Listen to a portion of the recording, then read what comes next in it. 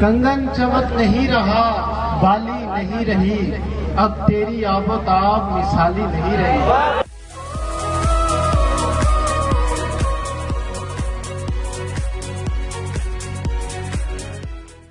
کوشش کی ہے نوجوانوں کے لیے کہ نوجوان جو ہمارے شاعر ہیں، اچھے ادیب ہیں، جو جس طرح انہیں سامنے آنا چاہیے اس طرح نہیں آ رہے۔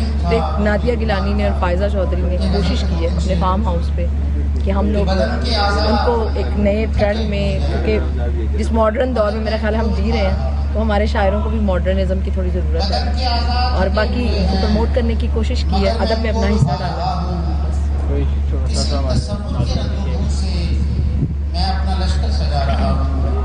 خود پسندی کی نہیں بات کرامت کی ہے، خود پسندی کی نہیں بات کرامت کی ہے، ہم نے جس شخص کو چاہا وہی مشہور ہے۔